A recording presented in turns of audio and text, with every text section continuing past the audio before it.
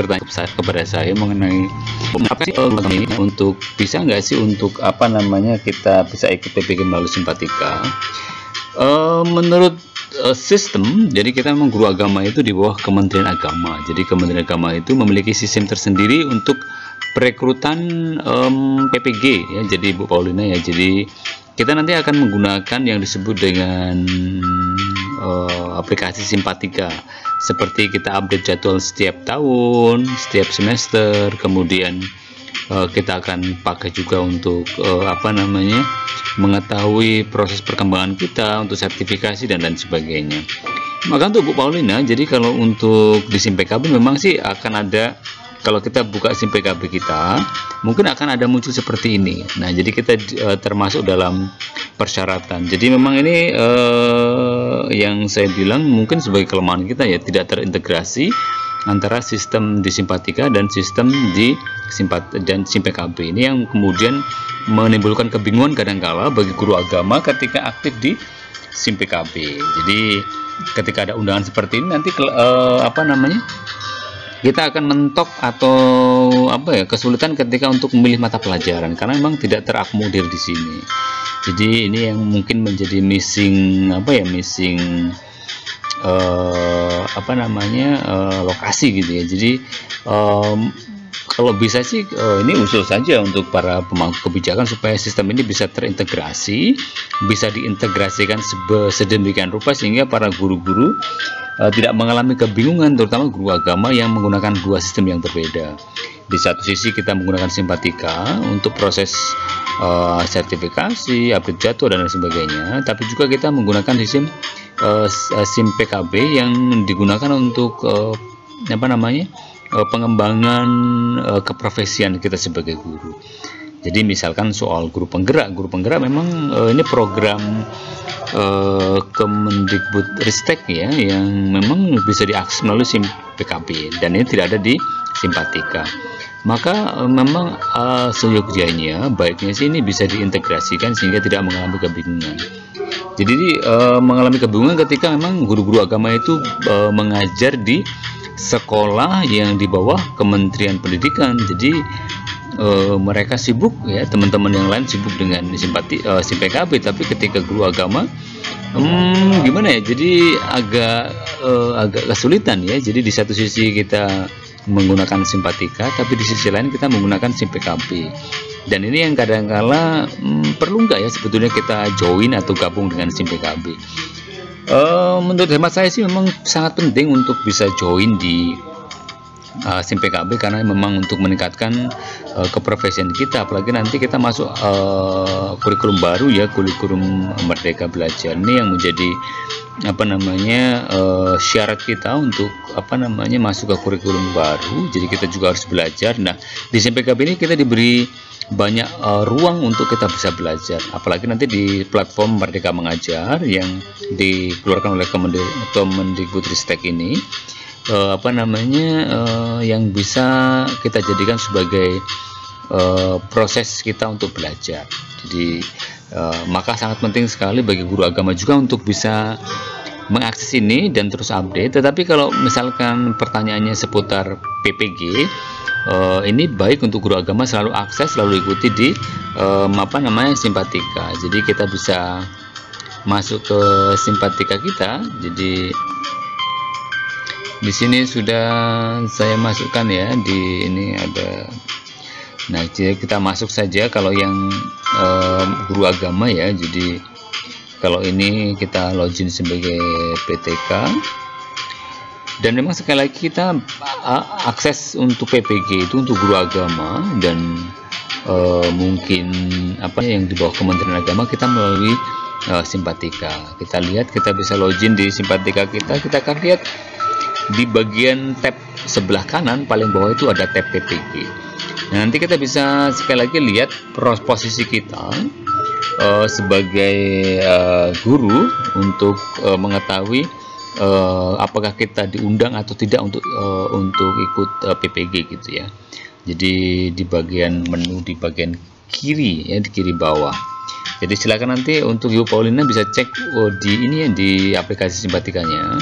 Memang kalau di SIM PKB sekali lagi kita tidak mendapatkan akses untuk itu. Jadi sampai sekarang pun untuk guru agama yang kemarin sudah lulus pretest, jadi belum ada kepastian kapan akan dilaksanakan dan kapan akan diumumkan, karena memang menurut informasi ada sekitar 250 orang ya yang akan menjadi kuota untuk ini ya, untuk tahun ini, tapi belum sampai sekarang belum apa ya belum tahu kapan akan diumumkan. Jadi kita tanya ke siapa juga kita bingung ya, tanya ke Simpatika juga tidak memberikan jawaban kapan akan dilaksanakan. Kita cek saja di Simpatika. Nah, di bagian sini ya Bu ya, di bagian kiri ini ada PPG dalam jabatan. Maka nanti di bagian ini kita klik saja, nanti akan ini ya.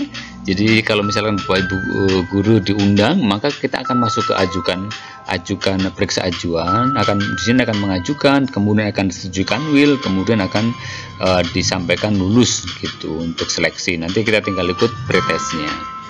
Gitu ya Bu, untuk Ibu Paulina. Jadi untuk guru agama selalu semua proses ada di Simpatika. Di sini dituliskan pembukaannya tahun 2000. Jadi untuk tahun 2021 itu sudah ditutup ya, 4 Juni. Jadi sekarang tinggal proses penentuan kuota untuk ikut PPG-nya. Jadi pretestnya sudah selesai, yang lulus sekitar 2.600 orang. Dan ini merupakan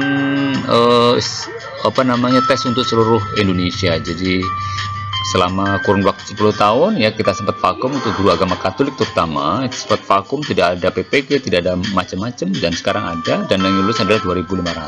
Nah, untuk bagi yang belum mengikuti seleksi atau belum diundang, maka kita harus tunggu, cek terus di aplikasi di Simpatika kita untuk guru agama. Saya kira demikian untuk Bu Paulin ya, semoga ini informasi ini membantu. Jadi untuk kita sekali lagi, kalau kita PPG kita ada di Simpatika, ada di SIM PKB, kita diundang. Nah, di situ kita tidak difasilitasi dengan ini ya, dengan mata pelajaran, karena memang kalau kita deteksi via sistem, yang akan terdeteksi adalah hal-hal yang esensial, misalkan seperti ini. Jadi sudah pegawai tetap atau belum, punya NIK atau belum, tidak, sudah punya NIK atau belum, sarjananya S1 atau D4, kemudian sudah berapa tahun, menyalahi persyaratan maksimal 58 tahun atau tidak, sertifikasi atau belum, TMT-nya kapan, kemudian pendidikan jalur pendidikan formalnya itu mengajar di sekolah mana, kemudian guru apa, kemudian tidak termasuk dalam ini kan kriteria yang bisa disaring via sistem. Tapi kemudian nanti kalau sistem tidak memfasilitasi, misalkan kita klik lengkapi profil, misalkan nanti kita akan bermasalah soal penentuan mata pelajaran. Ini menjadi hal yang menurut saya sih harus diperbaiki kalau kita mau supaya kita menjadi satu sistem aja deh. Diintegrasikan saja gimana. Kita punya banyak ahli-ahli IT yang bisa memfasilitasi. Saya yakin, masa sih begini aja sulit.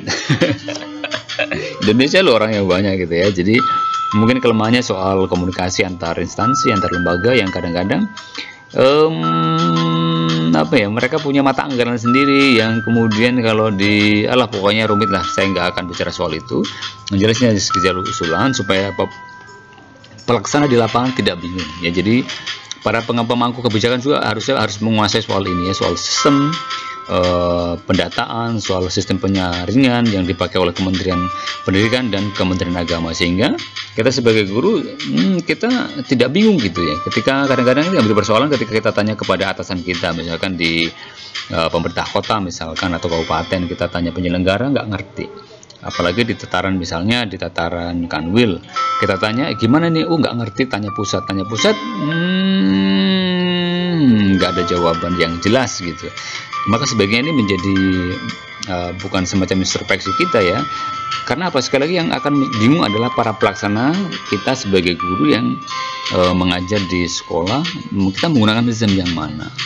Kalau kita mau cuek dengan SIM PKB gitu ya, guru agama, maka yang menjadi persoalan adalah kita tidak akan ikut seperti kayak guru penggerak, kemudian pelatihan-pelatihan yang diselenggarakan oleh Kementerian Pendidikan. Sementara pelatihan-pelatihan itu sangat baik sekali untuk kita ikuti untuk menambah pengetahuan kita, cara belajar kita, terutama menyangkut hal-hal baru tentang kurikulum dan lain sebagainya.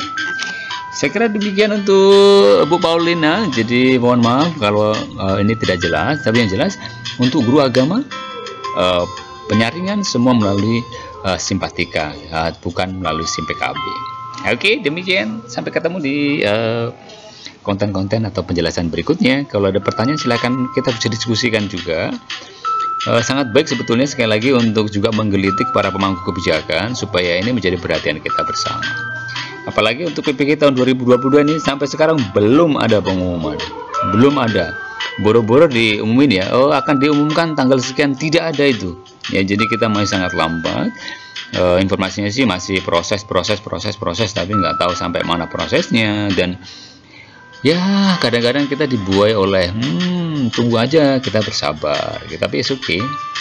Tapi intinya sebetulnya kami minta kejelasan kapan itu akan dilaksanakan, terus kapan itu akan diumumkan, terus di mana. Ya, itu paling tidak itu. Jangan sampai kita itu terlalu